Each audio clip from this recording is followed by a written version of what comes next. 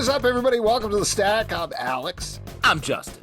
I'm Pete. And on The Stack, we talk about a bunch of comic books that have come out this week and review them. Oh, excuse me. Let's kick it off. Losing it. Guys, we only lose it halfway through it. The top, we're on our game. Well, and then we run out of steam by the end of the podcast. That's the formula. That's right. Shazam #1 from DC our Comics. Our review of the last book of The Stack is like, huh? Yeah. And then that's it. Come on. Don't. Tell you what, I'm going to make us a challenge. Whatever the last book of The Stack is, I don't know, because we improv this whole thing. I guess we'll see. We're going to really push it out for that one. That one we're going to give like a... All right, well then let's not give Shazam enough, at all. Let's just say it's a great book. No. That's not the trade-off here. Same thing. Yeah. We're going to give that last book a real chef's kiss of an ending. Shazam #1 from DC Comics, written by Mark Waid, art by Dan Mora. This is bringing Billy Batson to the forefront of the DC universe, finally getting rid of that shitbag Mary Marvel. She's out of here. Yeah. No, I don't know. I'm obviously being facetious. Here's the thing that I'll just throw out to you guys up front is love this team. Mark Waid, Dan Mora. I would want nobody more on a Shazam book. That sounds great. Except that I love Josie Campbell and Caitlin Yarsky on Shazam for Mary Marvel in particular. That run was so good. I was bummed that we're back over to Billy Batson. Enjoyed this comic, loved it, but I missed the old run as well. Well, and I hope there's a way to sort of continue the Mary Marvel series and that character really having prominence. And honestly, in the writing of this, it seems to.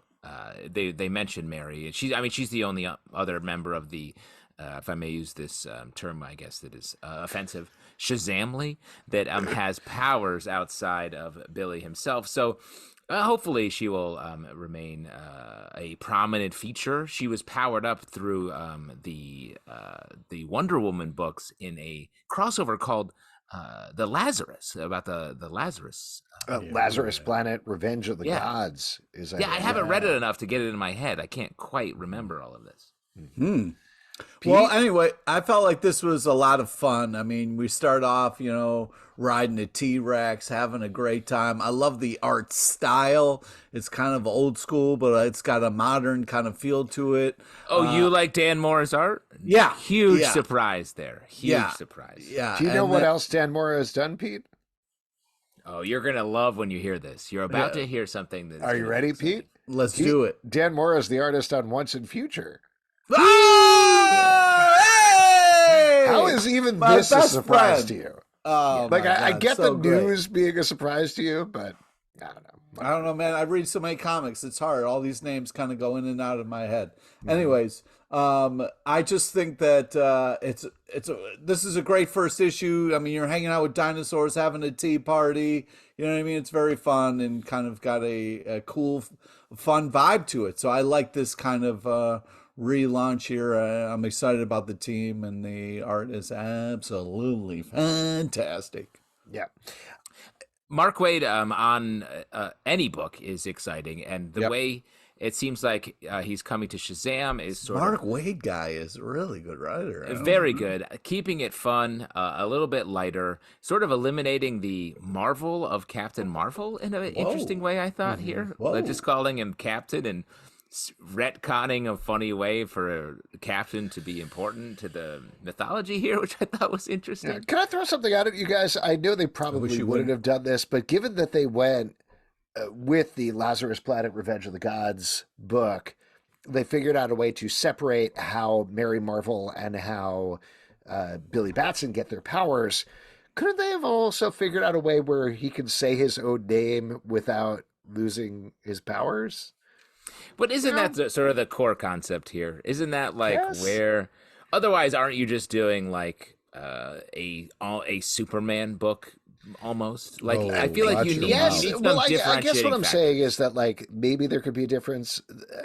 I mean, it's the same thing as she's about to go off behind me, but when you say like Alexa, and then no matter what, if you're like, oh, I just got an Alexa device, and Alexa's like, how can I help you? No matter what, it's the same sort of thing as Shazam, but at the same time, it's the wisdom of Solomon, Alex. It's just your power word is Alexa. Exactly. I'm surprised. Honestly, I feel like are you whispering to Alexa? Did you just have a little side? Why didn't you? It's right behind me. I really thought that it would have teed gone you up. off with that, but You're like, I'm sorry. I'm talking to my friends. I mean, Alexa is obviously like very close to you, Alex. Like it feels like almost Alexa, like a twin I'm sister. doing a podcast. What? She doesn't know us? us? She doesn't know our Podcasts? Come on, they're very popular. Jesus. Alexa, play funky music. Oh, you got your headphones in. It's not good. Darn it. Foiled again, Pete. Anyway, good book. Let's move on to talk about Starsigns #1 from Image Comics, written by Saladin, Ahmed, art by Megan Levens. This follows up on a book called Terror War that we liked quite a bit that Saladin Ahmed released a couple of weeks back. There was a very fun, over-the-top sci-fi concept. Here we're getting a fun, over-the-top fantasy concept. Oh, I see. Okay, all right. There you go. There you go. Specifically, the zodiac signs have disappeared from the sky. I'm going to spoil the end of this book because it really seems to introduce the concept here. Seems like various people around the world have gotten the powers of the zodiac and potentially are going to team up together as some sort of super team. I had a lot of fun reading this book. I thought it was really enjoyable. I think Saladin Ahmed, who generally has been a very good writer, has done some crazy heady stuff for a while. And both this and Terror War, to me, feel like, okay, not dumbing it down necessarily, but making it more accessible to the common reader, if you will. Well, and let me say two things. I mean, the astrology signs disappearing. What a nightmare to all of your friends who are casually getting into astrology. You know what I mean? Like in pandemic where they were like, I believe in this now. And you're like, oh no, how do I talk to you? I'm just going to throw it out there. What would be a really cool book is if all those sourdough starter disappeared. Oh, shots fired, dude. Shots Hilarious. fired. Don't you listen to him. I do you got your dough right on your desk? Get your dough. Yeah, dude, you gotta keep the dough close. You know what I mean? You can't if you work with dough, you know. I'm sorry, I'm not familiar with that. If you work with dough, you know. I do a character on my show, Characters Welcome, where I play a sourdough starter that you've left in the back of your fridge since pandemic. Oh wow! And that sourdough starter. That sounds sad. It is. Yeah. Oh. But the second thing I was going to say about this comic book is it reminded check me. out this Characters Welcome thing we're talking. You should try it. You should try it. But I'm not here to plug. You should check out a comic that this comic reminded me of. No, check out this comic if you liked the comic, The Wicked and the Divine from Kieran Gillen. Okay. Because I think that's a great comp in a positive way. Well, Alex, I just wish that you had mentioned during the live show that we had recently that you like Starsigns. You know what I mean? But I think that this is very cool, kind of tripped out, fun, artistically. Also, there's a great line in here where it's like, "You ready? Let's watch the stars die." I was like, "Oh boy, you've got my attention now." Yeah, I just think the mix of art and cool concept here is really great. And it's a fantastic first issue that really kind of pulls you into this world, gets you excited for things to come.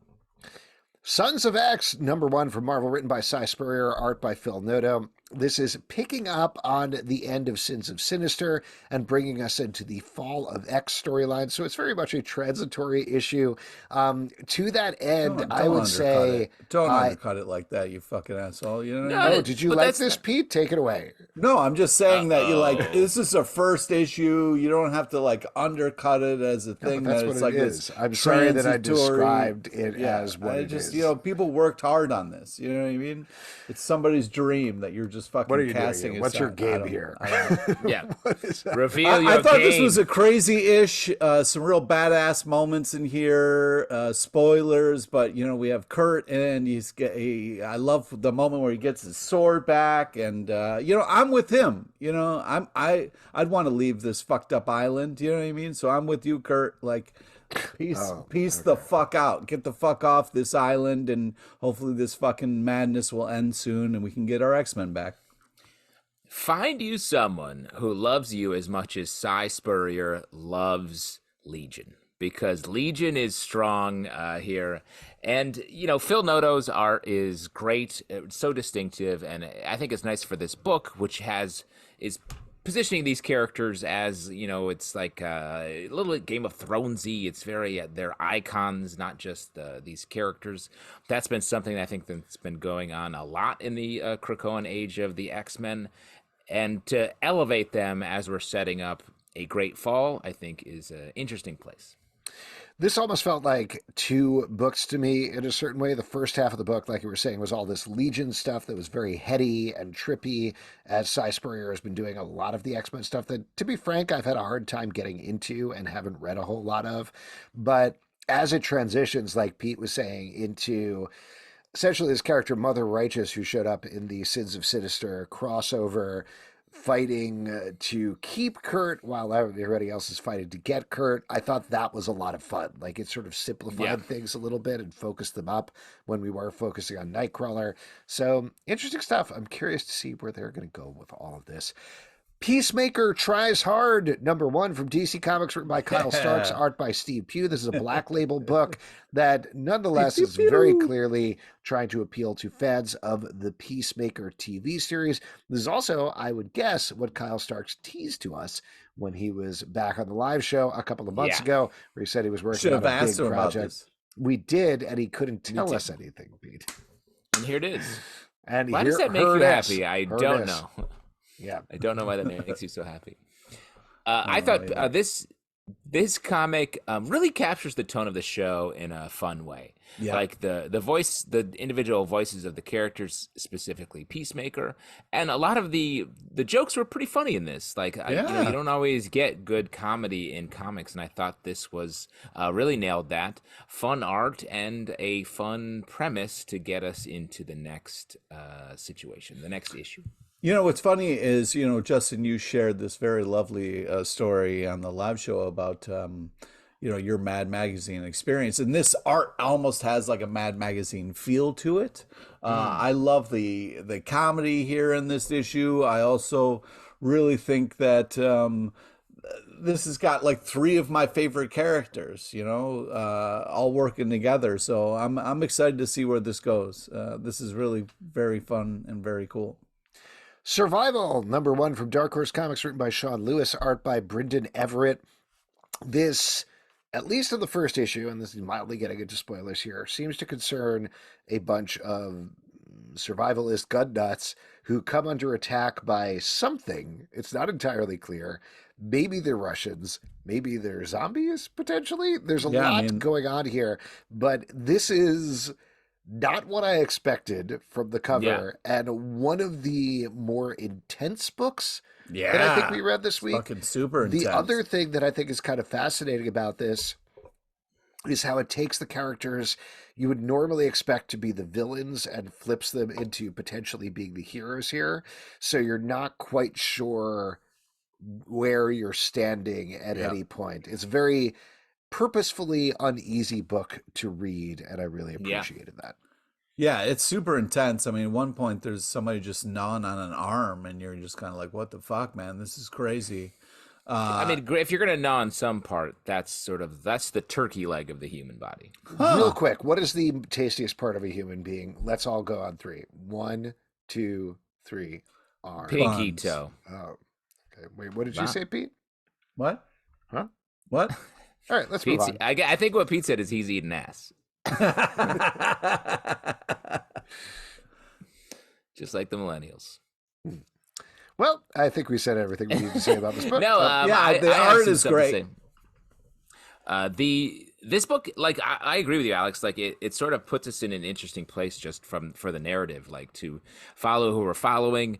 It has a mix of like the survivalist, sort of like all the television shows, like Alone, anything where it's these people sort of out there who are ready to get after it.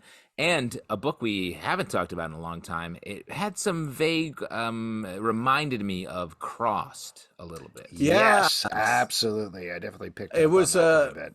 For me, it was like a cross between Crossed and Walking Dead, and I was a little like, I don't know if I'm far enough past Walking Dead to get excited about another kind of zombie. Far enough past it? How many more years do you need? It's been a while. Well, we were really in a Walking Dead sweet spot for a long time. You know what I mean? Mm-hmm. So I'm not ready for another one of those. You know what I mean? Interesting. All right. Well, anyway, I'm enjoying this. I'm excited to see. You mean where a this highly takes- successful, like, good comic that we enjoy talking about that is turned into a television show that yes, maybe gets a little overdone after a while, but we definitely enjoyed it for some time. I mean, it gave us Michonne. I mean, it gave us so many great, things. It's hard, but it was a lot. It was a lot of time and energy spent in this world. You know what I mean? Speaking of somebody who when did you give up on the TV show, Pete? Probably Yeah. like season 7 or something. Season 7. Yeah, speaking as person who has watched literally every hour of every Still in it. Walking Dead and still doing it, shut the fuck up. All right. Carnage Reigns Alpha from Marvel, written by Alex Paknadel and Cody Ziglar, David Pepose, Cheryl, Lynn, Eaton, art by Julius Ohta, Travel Foreman, Paris Alleyne, and Will Robson. This is kicking off a big Carnage Reigns event where Carnage is coming face to face with Scorpion and Miles Morales and maybe some other characters. Very goopy book. What did you guys think? It is very goopy, and let me just say, like, reading this, I think we need to pull back a little bit on our symbiotes. Like, they've gotten too powerful and too, like, it's just hard to, the continuity of how their power works, who's running them, the symbols on the forehead, all of that. It feels it's a little bit hard to sort of get into when the original concept was like Spider-Man's clothes hate him and they're trying to eat his brains, which everybody could relate to. 100%. Right. My clothes sometimes hate me. I'm caught up. The zipper's Yeah. not working. I don't know. Venom is essentially like a zipper that doesn't work. You know what I mean? I don't know about that. I just think that this is like a real intense issue, which is great. Spoilers, but it starts off with like Spider-Man getting bit, and there's a lot of crazy action. But also we have a kind of a sweet Scorpion story in the first one where, maybe he's not the bad guy. But also it's very interesting that he's in all 3 stories in this package of an ish. What is this, Scorpion Reigns? Anyway, to follow up on taking it more seriously, like, I do think, like, Carnage, the whole idea was Venom was like... I really thought you were going to be like, to take this more seriously, it is hard to use zippers sometimes. That's a great point. I mean, and it's true. I'm wearing a zipper right now. Oh, man. Right now, Alex. Imagine my struggle. I'm so sorry. No, but what I was saying have snaps. It's much easier. Would you let him fucking talk? You're basically, you're a Snaps Velcro guy, right? You're just fully like retirement home adjacent. What I'm saying is, like, it was like Venom's crazy, and then Carnage is crazy Venom. But at this point, Carnage, like, Miles is like, Carnage is the whole house and every person in it, and his torso can come out of the wall sometimes. I was just like, I don't know how to approach this. If your hero is like, what is this? I feel like we're a little lost. And so I think, like, a little more focus on, especially since we're jumping into a summer event that's all symbiotes. It's the summer of symbiotes. Yeah. It was supposed to be the summer of symbiotes. Anyway, it's too much for me. There's like 2 more symbiote titles that came out this week for Marvel that I didn't include for the stack. That is symbiotes. 100% on me, just because I was like, I got to make some choices here. I can't do all of this. They're all goop characters. It's a Stop lot of goop. saying the goop characters. They're more than goop.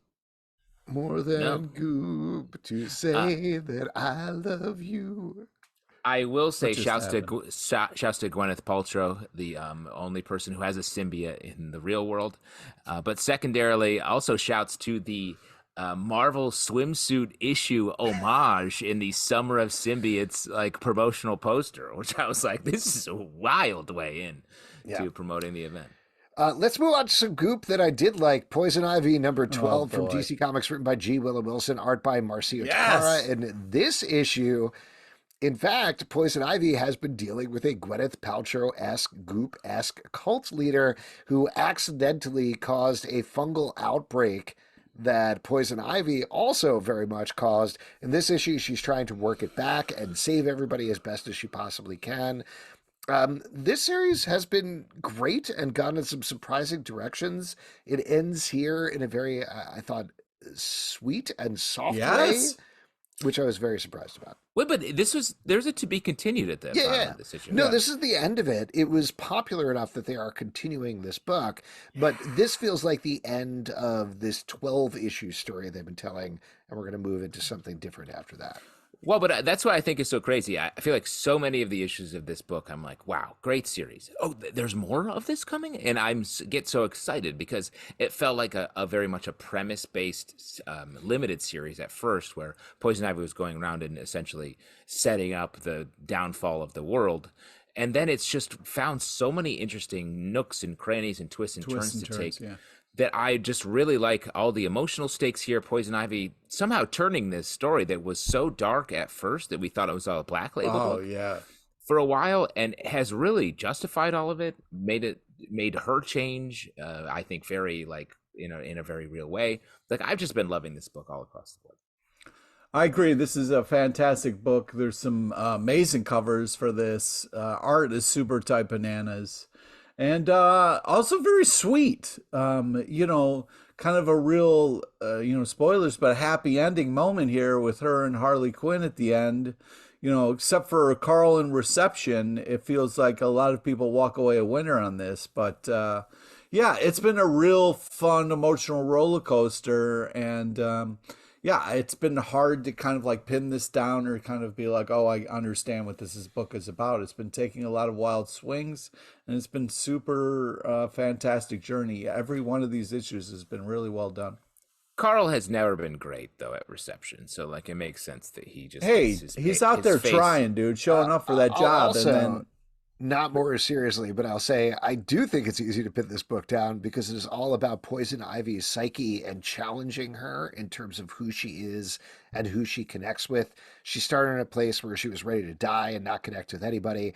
Ultimately, she literally connected with all these people through this fungal outbreak, and ultimately she ends up with Harley Quinn here with some secrets in the background that might mess with their relationship. We'll have to see where that goes. She's got to come clean about some shit. But yeah, this is a very emotionally grounded book with some gorgeous, wild monster art in particular. I'm excited there's more. Radiant Black, number 24 from Image Comics, written by Kyle Higgins, art by Marcelo Costa. In this issue, our two Radiant Blacks are heading into existence to try to reboot their robot before the evil robot invasion comes to Earth and potentially destroys it. What do you guys think about this one? Well, first off, it's hard to keep saying amazing things about this book because it continues to be amazing. But in this one, we have like an interesting start. It's more of a kind of tripped out, really focusing on the artwork start, where it's a little less words, which I really appreciate before it kind of kicks in. But man, just really continues to push things into an amazing place for this book. Also, the kind of like spoiler at the end there, this big choice, like there can only be one, like who's going to rock the suit. Very cool twist. I've been super impressed with this. I feel like we're elevating very quickly toward the larger event that we've been sort of talking about leading up to this line-wide, massive verse-wide thing. This gets into some of the world building, but in a trippy, artist-forward way, which is really great. Yeah. And as far as the end, sort of setting up a choice between the two characters, I have a feeling they're going to beat that choice. Ooh. That's my gut. So let's talk about this for a second. This is a spoiler for the last page of the book, but they do manage to reboot the robot. We have these two Radiant Blacks, and the robot tells them only one of you can be Radiant Black. Right. Either our original Dick character, who was Radiant Black, our writer character was Radiant Black, or the jerk who was friends with him, who eventually became Radiant Black. Now they both hold the suit, and it's not working properly. And the last page is the robot turning towards the camera and saying, only you can decide. Right. And there's a QR code on the robot that if you scan it, takes you to a web page where you can vote for one or the other. You can vote! Yeah. Oh, did you guys not scan the QR code? No, man. Okay, so if you scan the QR code, you can vote for which one you want. We have the Supermassive crossover book is happening. What? Hold on. I'm explaining it to people. And then in July, end of July, when the book comes out, they're going to reveal who won the vote and who ultimately is going to be the Radiant Black going forward. So they're doing a classic should we kill Jason Todd or let him be alive thing, except for the modern era. Here's the thing that I throw out about it. I love that they're doing this stuff on a theoretical level. It looked like garbage on the page. That was the only thing that really held me up about it. Well, it's a QR code in the middle. Yeah, that's what I'm saying. Is you have this gorgeous Marcelo Costa page, and then you stick an ugly ass QR code in the middle there. I love that they did it, but I wish they had done you decide, turn towards the camera, and then a page of vote for Radiant Black. Yeah, but then you got a whole extra page you got to pay for. You know what I mean? No, that's not how that works. You have to pay for it? Yeah. Oh, wow. Okay. Hey, I'll give you extra. Anyway, 10 that was cents the one thing holding me up. I love how transmedia they are with the Radiant Black stuff. It's very fun, but it didn't look good. But do you think what I was saying is do you feel like they're just going to be fans vote, one character takes it, and that's the end of the day? I think legitimately they are. I don't think the other character is going to disappear from the book forever. Right. But I think they're so committed to this transmedia stuff that they're absolutely going to go with the fan book. Yeah, but also I'm a little worried about, the thing about someone writing a thing, as we all know, is they have an idea. They see that idea through. But when you leave it up to the fans, it's nice for us to contribute. But, what makes for a better story? You know what I mean? I'm a little worried about Here would be my guess. My guess would be Kyle Higgins has it planned out both ways, right? Just in terms of printing time and everything, they have to have both things ready based on when the vote goes. They have to close it up at a certain point.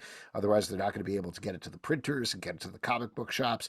So he has to have it arced out for, I'm honestly forgetting both the names. There's Marshall and the other guy. But if Marshall wins or if the other guy wins, what happens? Marshall Mathers. Marshall Mathers or Slim Shady. Depending on which one wins, it's going to change how the book is. Wow, Which that would one's be real? crazy. Yeah.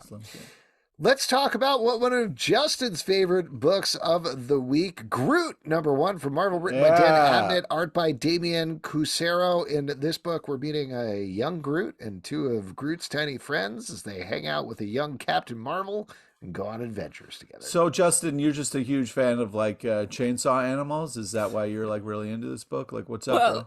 Let me say, this was organic chainsaw people attacking a planet of wood-like creatures. What's up, bro? What's the ultimate enemy to the talking tree planet? Right, but I'm just saying, why are you so pro chainsaw? You know what I mean? I'm Team Groot and Tweeg over here. What's up, bro?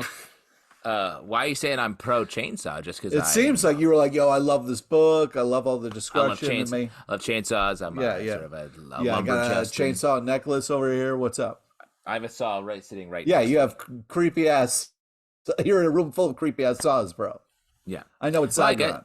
I guess that's why, and I look forward to Guardians 3 introducing the chainsaw character that I know is going to cut Groot in half. That's all the emotional talk everyone's making is because Groot gets sliced and diced, turned into a series of coasters for the rest of the Guardians to put their drinks on the coffee table. That's why he's so swole. But let me say about this comic book. Yeah, there we go. I really liked this comic. Sort of really exceeded expectations. It felt like, it's going to be a fun Groot story, whatever. Groot was a central character, but it really was about Private Marvel, who I believe we know grows up to be Captain Marvel. Spoilers, dude. Spoilers. This was a fun, little Marvel continuity heavy story and I did enjoy the chainsaw swords, which were fun monsters to plague these tree people. Okay, well, yeah, but now, if you really love this comic, do you like Tweeg or you like Gleef? Where are you at? You know what I mean? Why you can't choose Groot? You can. Hey, let me say, we got two new kind of Groot type characters. Where are these guys? Where are Gleef? What's up They're with probably Tweeg? going to die, right? Tweeg and Gleef. A bunch of toothpicks. Oh, I get They're it. future toothpicks. I didn't get it when I read the book, but I got it when I said it out loud. Yeah, because it's like Twig and Leaf is what you're saying. Yeah. You didn't get it till now. And Groot is like, Groot? Is that the idea? Oh, my God. No. That's where it stops. Okay. Groot is nothing like Root. Oh. Yeah. Okay. Oh! This is a little too much Kree stuff for me. Like, I love the stuff with. Love the Kree stuff. Oh, who cares?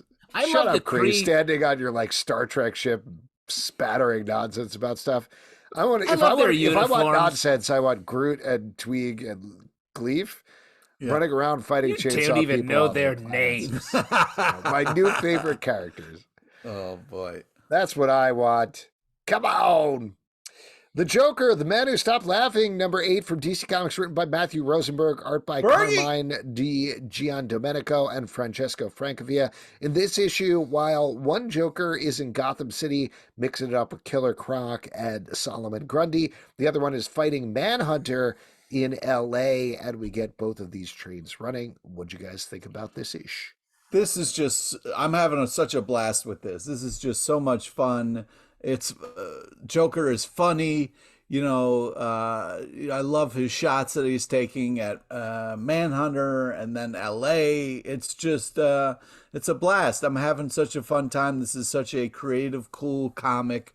Art is crazy type bananas. It's really kind of turned up to 11. I'm not sure how this is gonna, with all these different Jokers, and how this is all gonna kind of get resolved. But I'm having a great time with this book. There's the central mystery of these two Jokers. It's really, I want to. You want answers. You want answers. I feel like, but yes, I want answers, but I don't even know if we're getting clues. I feel like it's just like keep riding and you'll find out. But I thought it was going to be more of a mystery. Now it just feels like there's just straight up two Jokers, and I don't know if it's just like two different times. I thought maybe one of them was going to be Bruce Wayne or something. There's going to be another shoe to drop, but it feels like, based on this issue, that we have two Jokers running around. I did like the Manhunter stuff in the LA fight. I still really like this book. I think it's a great team, and the art is gorgeous. Love seeing Francesco Francavilla on the backup stories that are so wild and weird and fun. We talked about this before, but they definitely are responding to, what are your theories about these two Jokers? Here's something it's definitely not. And then they kind of go from there. But this was the first issue that I wanted to get to it a little bit. Yeah. Maybe that's what you're feeling, Justin, where we're sitting in this LA situation. It's just so fun. I'm having a very fun time. We've just been sitting in this LA riot situation for a little bit now, and I want to move beyond that. I'm with you. Sorry, Pete. Love Everlasting, number 7 from Image Comics, written by Tom King, art by Elsa Charitier. In this issue, our main character previously had finally agreed to marriage, but she's still stuck in her simulation or whatever's going on with her, and things are only getting worse and more broken from there. What do you guys think about this one? I like this book. I'm curious, and I don't actually even know how many more issues we have. It feels like this is another one like Poison Ivy, where it could be like, this is the last issue. Because it is like we're getting a lot of ripples in the pond reflecting back here in this issue. But I just love the Elsa Charitier art is so good and really like works so well as a comment on romance comics. And Tom King, I feel like he's got a big plan that he's going to eventually reveal to us.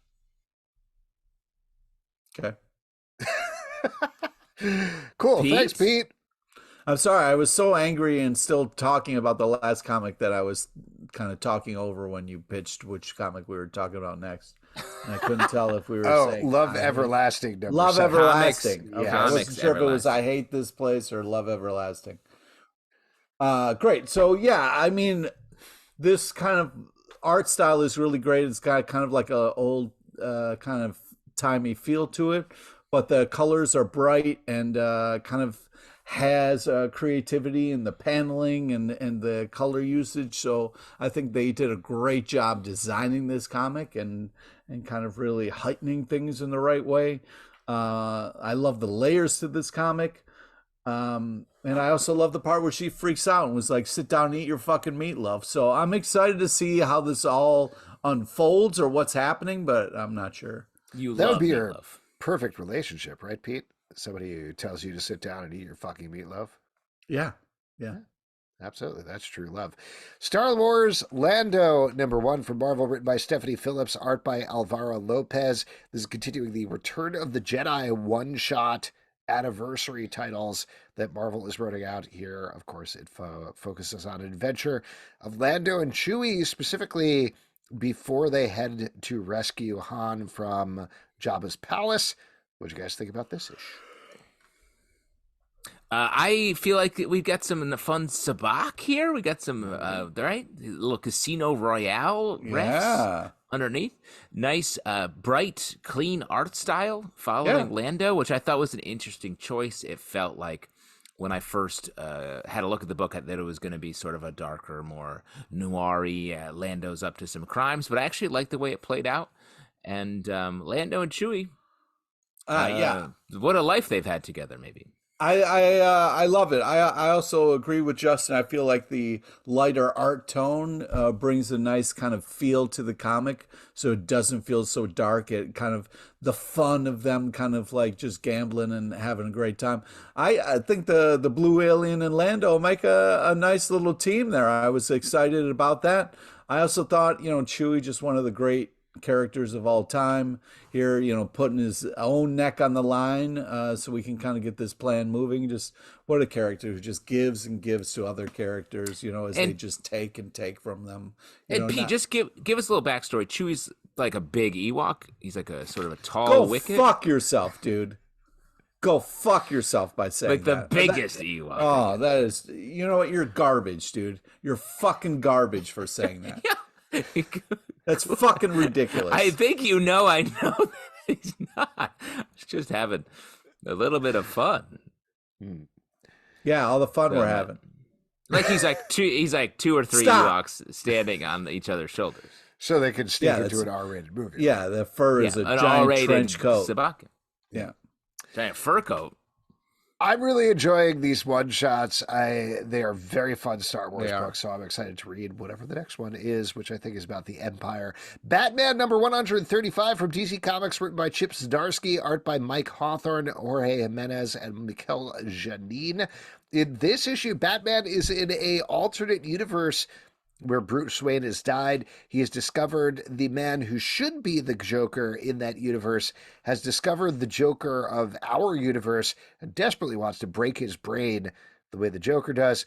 That leads to a wild set of circumstances over the course of this issue. We're definitely going to talk about spoils here, so if you don't want to know, please turn away. But basically, our Batman chases this proto-Joker throughout the multiverse and encounters essentially any Batman that you could possibly imagine from comics, movies, and TV, kicking it off with Michael Keaton's Batman as the first one in a moment that made me gasp and laugh out loud. I am very curious to hear from you guys, though, because it sounds like there's very much a split opinion on this book. Really? I loved it. Dude, on the Michael Keaton Batman tip, it's so funny that the iconic thing of that Batman is how stiff his upper body and neck are. You really see it. That's because the headpiece in the Batman movie was like hard plastic, so he literally couldn't turn his head. And that's what you see in this drawing on the page.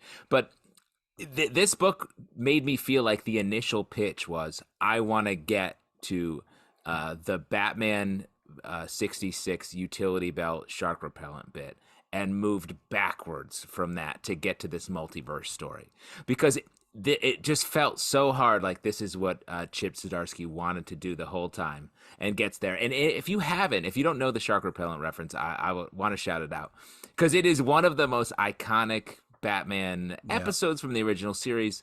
Batman and the Joker in a surf contest, right? Mm-hmm. And the Joker has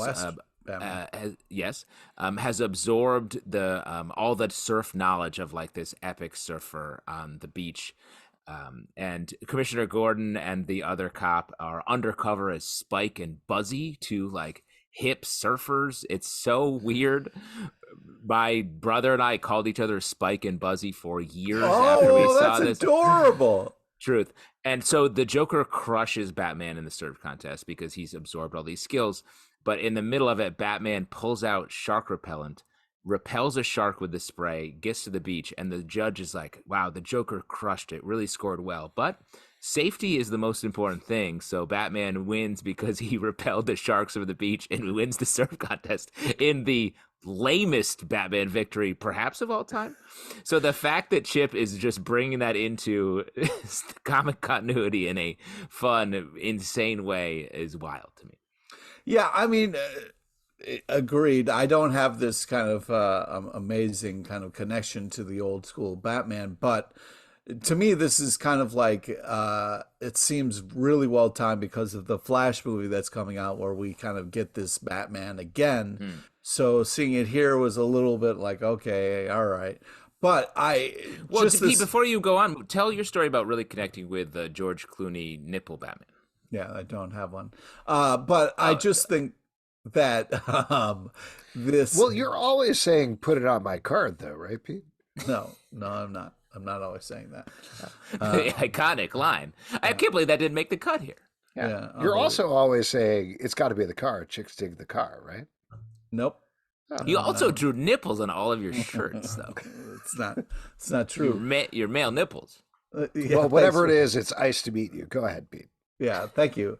Yeah, I just think that this is kind of in service of that a little bit. It seems like we're just kind of like doing a kind of homage of, hey, remember all the Batmans of the past, which is nice nostalgia road to go down.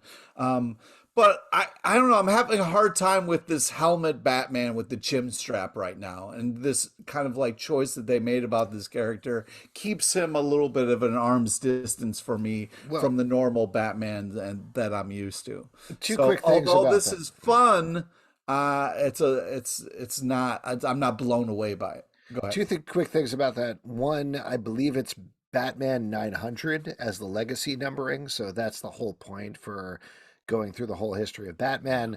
And then the other thing is he ditches that costume halfway through the book. So he's back to a regular Batman costume. Thank goodness. Because that was I not like a working. chin strap. Keeps your hat on. Cool. Yeah, I mean, it's an issue 900, so it's a nice kind of way to play homage to that. And I think it's very cool to kind of run through time with that, so to speak. So, yeah, this is launching, I guess, the dawn of DC, so it'll be interesting to see what that is. And that's been going on for months. That was post Dark Crisis on Infinite Earths. Well, yeah. Great. But I do think it would, like, isn't there a more prominent, like, moment that we're getting to here rather than... It feels like the dawn of DC is, like, just something they're throwing around, but there's more to it, though. No, it's just rebooted series with more iconic takes on the characters and new takes on the characters. The Green Arrow book that we talked about last week is Dawn of DC. The Shazam book that we talked about this week is Dawn of DC. I remember that too. It's just a way of doing new number ones that bring the characters kind of but it seems like they're working toward like, you know, you're saying it amounts to nothing, Alex? It's not a crossover event. It's a line-wide branding like New 52. Yeah. But I still think the New 52 amounted to something. Not really. It was just a branding. It was a new way of rebooting, being like, hey, this is a great new entry point. We're having a clear take on this character instead of our usual terrible, murky takes on these characters. Wow. Wow, so it's the dawn of... Take it easy. Take it easy. Take it easy. Well, to be clear, I hate comics. I just want to get that out there. I hope you guys know that. That's awful. I like this book quite a bit. This was absolutely wild and not at all what I expected. All of the stuff that you guys have been talking about and many more moments. Stray Bullet on our Patreon Slack called out that apparently there's an absolutely insane moment for fans of the Arkham Asylum series. Yes. As well, which frankly I did not pick up on, but there's a bunch of stuff like that I thought was very fun. And shout out to the artists on this book that embrace ludicrous amount of styles and run through it. My favorite moment was when they go to the Batman Beyond universe with a classic animation style. That was great. So much fun. So good. And what a great Bruce Wayne. Just a very capable Bruce Wayne we saw in that section. Mm-hmm. Great stuff. Scarlet Witch, number 5 from Marvel, written by Steve Orlando, art by Russell Dauterman. In this issue, Scarlet Witch is going up against the Amazon, who is trying to kill or attack or take back From Darcy. Bakai. who is trying to take back Darcy, who has taken residence in Scarlet Witch's shop. They got to battle this issue, and there are some big changes by the end. What you guys think? It's a knockdown, drag-out Scarlet Witch fight. Pete, you had to love this. I feel like this was just a great showcase of Russell Dodderman on art. Just really great stuff across the board. I was a little bit hesitant with this story, this last issue and this one, but I thought this issue actually was great, and I enjoyed it. I think Orlando working some magic here is just he's doing just absolutely fun, fantastic work. This is just kind of great ideas, over the top kind of coolness here. I'm having a blast with this. We have Darcy just killing it as Darcy, who's like, yeah, I've been skimming off the top, which is hysterical. And then, just kind of this whole witch action thing that's also going on with kind of a fun villain reveal at the end there. So horrifying. Yeah, I'm having I'm blessed with this. I think this is a great idea. I'm blasted with the. I'm wasted right now. I think it's just one of those things where this kind of like cool, kind of like PI, kind of walk in the door, kind of the solving crimes and problems is a fun setup for Scarlet Witch. I'm very excited for the annual that's coming up, as well as the next issue. I think they're going to be great. Batman and the Joker, The Deadly Duo, number 7 from DC Comics by Mark Silvestri. This is the final issue of this book as Joker reveals his true colors. And I'll tell you what, it didn't work well with Batman. They end up fighting. I thought that they were sort of sold to me as a duo. Deadly duo, albeit a deadly duo. Yeah. And in this issue, they're two Unos. They're not One's a duo. One's a reverse Uno. Mm-hmm. Yeah, we got a Uno and we got a reverse Uno. Yeah. A wild draw 4 in Commissioner Gordon. What would you say the deadliest Uno is? I would say it's when you get like the draw 4 any color, right? Oh yeah, because you could drop that anytime. You've already won. Yeah. That's like the end of Watchmen. I beat you 35 minutes ago. Is how I feel when that happens. I threw that shit before I ran into the room. All right, I think that this is just Mark Silvestri fun. This is just great, unbelievable art style. Just this cool, intense back and forth between Batman and the Joker. Loved all the bonus stuff too, all the back matter. I had a blast with this, an absolute blast. An absolute blast. Pete is truly blasted. The thing with this is it's fun. The art's interesting. It's a real throwback feel to it. Reminds me a bit of like Hush. Sharp action. Come on, man. But I think it's sort of like hit marks that we might have been able to predict going into it. Like, go fuck yourself. They stop working together. It doesn't quite work out. The most interesting part was the villain emerging at the end, someone that could maybe be carried through to another situation. Yeah, I agree. I got more and more into this book over the course of the issues, and here it didn't fall apart for me, but it definitely felt like, yeah, that's how this story ends, I guess. Yeah. So I was a little bummed about that, but still worth checking out. It's always, like Pete was saying, good to see a good Mark Silvestri book. So I think it's going to make a good trade. Spider-Man number 8 from Marvel, written by Dan Slott, art by Mark Bagley. This is following up on the end of Spider-Verse story. Spider-Man is trying to figure out how to be a Spider-Man again. This new rebooted reality where there is a Spider-Boy, his sidekick, who has always existed. What do you guys think about this? I think it was interesting to check out this book beyond what its initial pitch was, I guess the way that I put it. So I'm curious to hear what you guys thought. Yeah, I mean, I'm in the bag for Bagley when it comes to like Spider-Man and Dan Slott. Similarly, like there's a nostalgia. You're in the slot. Yeah, I'm in the slot and in the bag. The Bagley bag. The slot, the Bagley bag. This has sort of a nostalgic beating heart at its core that takes me back to when I was first reading Spider-Man comics in the 90s while we're talking about it. The Spider-Boy stuff, it feels like one of those mysteries that is going to go on a little too long, like a lot of Spider-Man mysteries. Yeah. So like, I guess we'll see where we get with that, but the other action going on, I really felt for Spider-Man coming back to his apartment, being upset, like just Mary Jane being there and being like, Tiger, what's the matter, would have taken me fully back to the first comics I ever read. Yeah, I mean, this is slot-tastic. I mean, we have kind of like this idea, the heart behind this good idea of like, oh man, if you could sense more, you know what I mean? If you could sense danger for other people as well, like, wouldn't that be a cool thing to kind of be able to turn up? And then kind of like how that's gone bad. We kind of had it with the fire where he was trying to save everybody. Turns out he couldn't. So, you know, him dealing with that felt very Spider-Man. I feel like Slott did a great job of capturing that. I thought the art was cool. I kind of like saw what was coming a little bit, but very much enjoyed it. And yeah. Yeah, I agree. I thought this was a really solid Spider-Man book. I think I agree with both of you guys. No. I was hoping that this issue would be, here's a Spider-Boy explanation. Here's a flashback showing how he, no pun intended, slots into the continuity. That's what I kind of wanted out of that. So I guess we'll see what happens. But as a Spider-Man book, I like Dan Slott, like Mark Bagley, so happy about this. Adventures of Superman, John Kent, #1 from DC Comics, written by Tom Taylor, art by Clayton Henry. In this issue, John Kent is, I believe, on the Injustice Earth and exploring things that have gone down there.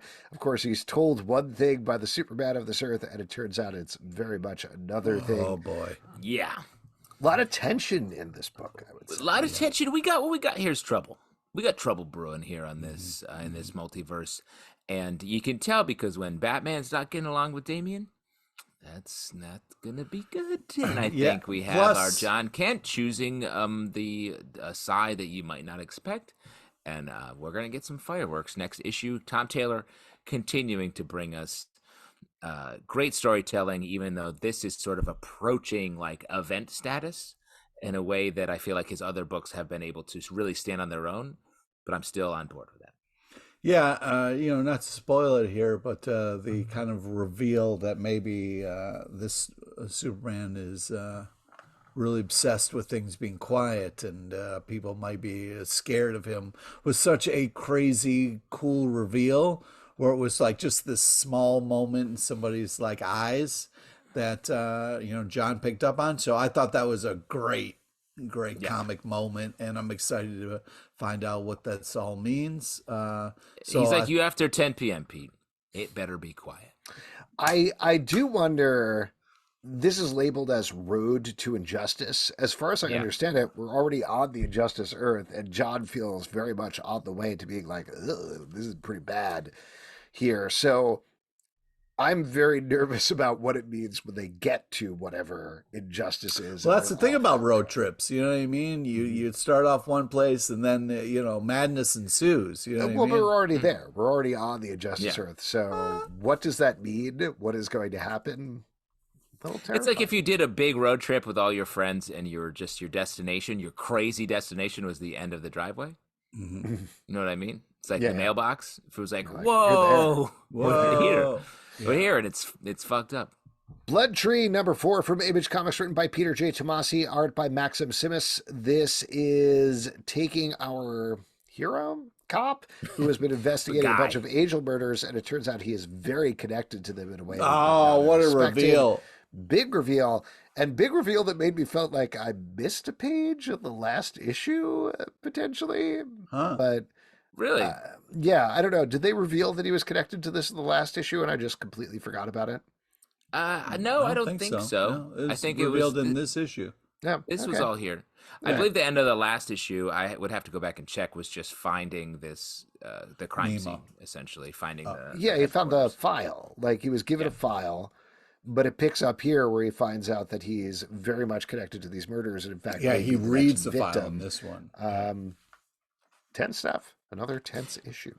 Yeah, I like this series. Like, it's really like very meticulously turning up the tension in a way that I think is hard to sort of control the pace in a lot of other comics. So I appreciate that, and being able to bring in the threads, the very disparate threads of our main characters, cop life, the mystery, and his family life all together in a way that, like, I didn't really see that coming, and it was sad and messed up. So that's always fun. I'm going to have to go ahead and disagree with you here, Justin. I feel this was like a classic kind of like cop story where we're like, why are we following this person? Then it's like the reveal that the cop is somehow connected to the case that he is pursuing. Oh, man. And then he's got to go visit the person in jail who knows stuff. And if he doesn't, talk with the person in jail, he won't get the extra information to help solve this case and blow it out of the water. So I felt like it was like kind of following something that we've seen a million times, but done in a way that was cool and stylish as far as the art is concerned. But I mean, even though this has been done before, I still felt like it was cool and unique. So I'm on board. I look forward to visiting you and Joe Pete when I'm solving the murder that you commit. Okay, well, great. You know what? Maybe I'll give you key information. Maybe I won't. It depends how much window love you give me. Window. What? Sorry, what do you mean by mean? window? Just real quick, what do you mean by window love? You mean in the when you talk on the phone? Like, what's the love part? No more time for window love. Go. What? That's what I'll give you another prison hint. guards. Abba Zaba, you're my only friend. What are you talking about? Hairball #2 from Dark Horse Comics, written by Matt Kidd, art by Tyler Jenkins. In this issue, our evil cat continues to terrorize a family, and particularly a young girl in particular, leading to her becoming completely unhinged from reality. This went very bad in the first issue, and it goes even worse in the second one. Pete, you love cats. How do you feel about this is Yeah. exactly what it's like to own a cat. Mhm. You think you love it, but then you start to question what the cat's really doing. You know what I mean? Like while you're sleeping and stuff. You know what I mean? Really starts to, and then all the bodies start to pile up, and you're like, wait, this can't be connected to my cat. But then, it is your cat. You know what I mean? So then you got to start burying these bodies. It's a complicated thing, owning a cat, But That's a big clue in the murder I've been trying to solve. Thank you. Oh, man, you'll never prove it's me. It's Mr. Whiskers the whole time. Anyways, I feel like this is, first off, artistically impressive what it's doing. We're kind of giving things through the cat's eyes. And, man, that one panel where the eye goes sideways freaks me the fuck out. But, yeah, artistically really well done. I like the less dialogue as artistic choice in comics. So this is kind of in my wheelhouse. So I'm enjoying it, even though it's twisted and fact up. Justin, I know you're going to jump in, but I wanted to ask Pete first. Is there a Mrs. Whiskers? What? There will sure. be. Mm-hmm. I like this as well. It is creepy in a way that I didn't anticipate. The fact that we've already gotten to the point where Bestie is the problem for our daughter character. We're moving quickly through the story in a way that I think is propulsive, yet still slowly building tension. I Hate This Place, #8 from Image Comics, written by Kyle But Starks. I know, Alex, but tell us about the next comic. Oh, okay. I hate this place. Hey, come I on. hate this place. Fuck this place. #8 from Image Comics, written by Kyle Starks, art by Artyom Topolin. In this issue, we're picking up where one of our two main characters has accidentally traveled to the far future and found out that their crazy house is going to end up destroying the world, or at least wrecking most of it through some circumstances where we're not quite there yet. There's a lot of wild things that are spiraling right out of control with this issue. This is going very big with the concept in a way that I did not expect. Let me say, right now we're halfway through the Stark stack, which is all the Kyle Starks. Oh, man, books we that we're got a talking lot about of Kyle Starks books, bro. But this is maybe my favorite of the Stark stack. Like this one, I like the wild swings this book takes while still keeping the emotional core of our two main characters. We get a lot of the recurring characters coming back, both villains and friends here, and setting, like, really touching all genres all the time. That feels like almost the impossible. It seems impossible. Well, impossible maybe, but it's working for me, and that's just sort of the Ted Lasso style believe sign for this comic, is we're going to do everything all the time. Wow, you really tied it in there with the Ted Lasso thing. I am super impressed. All right, this art is creepy as fuck, and it's glorious. This villain with like the kind of antler skull thing really freaks me the fuck out. Super intense. We get a lot of info in this, but I like where this story is going, even though I'm scared shitless of it.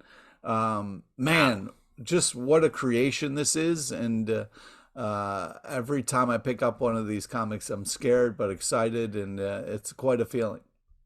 Buffy the Vampire Slayer, The Lost Summer, #1 from Boob Studios, written by Casey Gilley, art by Lauren Knight and Leah Caballero.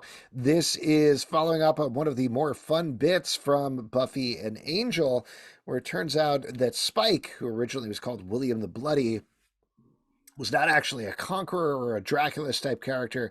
He was, I'm going to get this slightly wrong, but William the Bloody Awful. He was a terrible poet. And in here, it turns out that some of his poetry is up for a, what's it called? Roadshow? Antiques Roadshow. Antiques Roadshow style auction. So the gang all travels cross country to try to stop that from happening. Very fun romp, I think, throughout this issue. Yeah, this was fun. I'm not a huge Buffy guy, so I didn't know that backstory, but it's laid out really well here, and having Spike be secretly ashamed of his poetry I thought was really fun, and the group, the gang, just exploring this Antique Roadshow and the adjacent stuff going on was fun. And then there's a lot going on with Buffy and her sister in this that I feel like I don't know what it all amounted to at the end of it, but in general, I like the overall story. Yeah, the poetry bit at the end was really fun and kind of hilarious. I also really love the road trip splash page we got in this. So the art was fantastic. Yeah. Yeah, I mean, some of the other stuff kind of got a little slow. I'm not the biggest Buffy fan, but overall enjoyed it and thought the poetry bit was pretty creative and hilarious.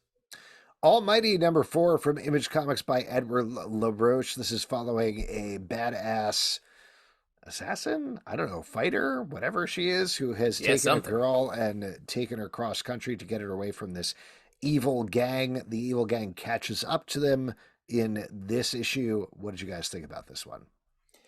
I really like this book. I think this has the sort of a little bit of Walking Dead DNA to it. It feels like comic booky while at the same time having this larger sci-fi premise over top of it.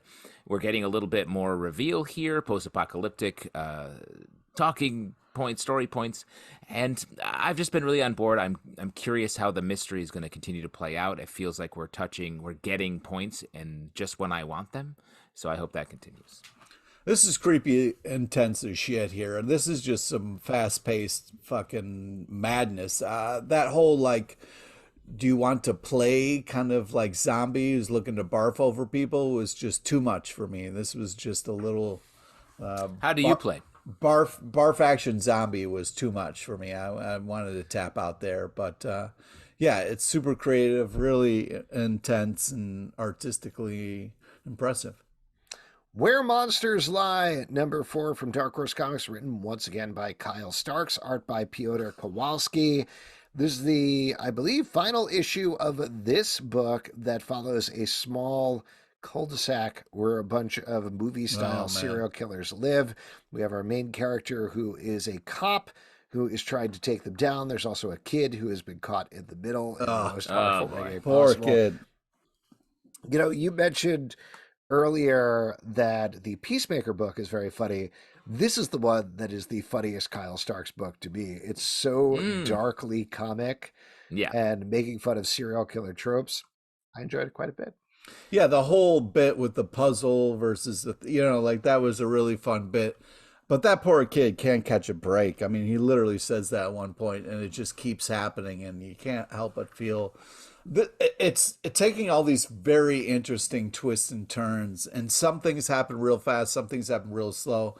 It's a very creatively cool, intense book that I really, every time I open it up, I'm like, oh God, hopefully they're going to make it out of this thing. But it keeps getting deeper and deeper. You kind of have a real rock and hard place moment for the main cop character where he's got to decide if he's going to kind of go with the bad guys here. And I don't know. I mean, that it's a crazy situation. What would you guys do? I think I would fake it to kind of go along and then try to take them I all thought you were down talking from about the within. situation of would you rather lose a hand or your penis?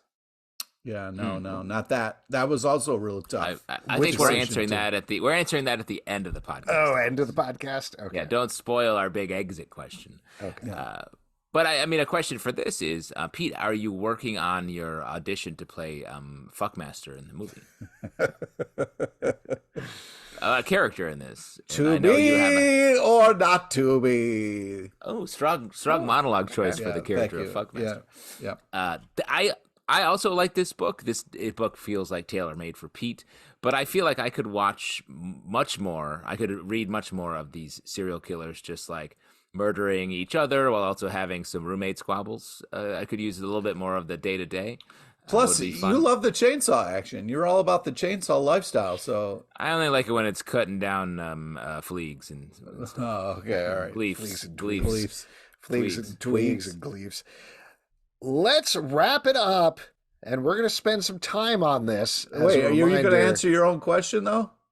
What? You got to go hander. If it's hand or dick, No, end of the podcast. We're doing that at the end of the podcast, closing. man. We agreed weeks ago to end the podcast with yeah, and we actually are hooked up to a mechanism that's going to take one or the other. Yeah, We've talked about this so be really thoughtful about your answer. Mm-hmm. Yeah. The World of Tomorrow from Uncharted Wilderness Studio, written by Giles Clark, art by Keenan Halovich. Sorry if I mispronounced those names. Giles was on the show a couple of months back at this point. This is a new book from him. So the first issue of this book introduces a guy who's essentially like a William Shatner-esque captain of a starship type guy. The first issue, which again is already out, or not again, is already out, details how he gets fired from the job, he gets let go, it's sad. And the second issue, spoilers here, takes things in a wild, very different direction. And that's coming out, I believe, next month, if I remember correctly. What did you guys think about this book? Oh, I loved it. I love the whole kind of way it starts, and he's talking to dogs. It's so much fun. And this kind of like seeing things through his eyes and then the actual reality. And it's really fun, this whole kind of reoccurring bit about like, this is my stop. I loved. It was just such a cool take on kind of a mundane thing of somebody being a bus driver. But I really thought it was very cool, very unique. Okay. Yeah. The life of a bus driver is just, we never could perceive it. And I like that. If you have any interest in this book, don't listen to the previous minute. Justin, what did you think about this one? It reminds me a bit of like a Galaxy Quest, except it's fucked up, except they're not coming together to save the day. So that's fun. And I think the transition from the glossier front, the first issue where like it's all the fun and then the bad stuff starts to happen. I was surprised how that was what is paid off in the second issue of like it gets much, much worse. So I'm curious where it goes from here. Is there going to be more of a tonal switch or what? Yeah, that was my big question about it. And I know we're not spoiling anything about the second issue, but the second issue to me felt like, oh, okay, this is the concept of this book. But given that the first issue wasn't that, I'm not 100% sure if that's going to be the third issue or not. But as is, I think there's some really interesting, just dramatic Hollywood stuff that happens in the first issue in terms of vintage, what happens when a sci-fi show falls apart. The second issue takes it in wilder directions, certainly with the psychology of the main character. It takes enough big swings in the first two issues that I'm very curious to check out issue 3. Did we do a good Same. job? Did we Do talk we about spend it? enough time? Should Yeah, we fight more? I think we did it. I think we did a good job. If you'd like to support this podcast and all the podcasts we do, patreon.com/comic book club. Also, we do a live show every Tuesday night at 7 p.m. to Facebook and YouTube. Come hang out. We would love to chat with you about comic books. Apple, Spotify, Stitcher, app of your choice. To subscribe, listen, and follow the show at Comic Book Live on Twitter, Comic Book Club Live on TikTok or Instagram, comicbookclublive.com for this podcast and many more. Until next time, penis. Dicker hand. Dicker hand, bro. Dicker hand, Justin. I already said. I guess I would say Pete's hand. No, that's not an option. Okay, Pete's dick. Ah, no. Gotta go hand on this one.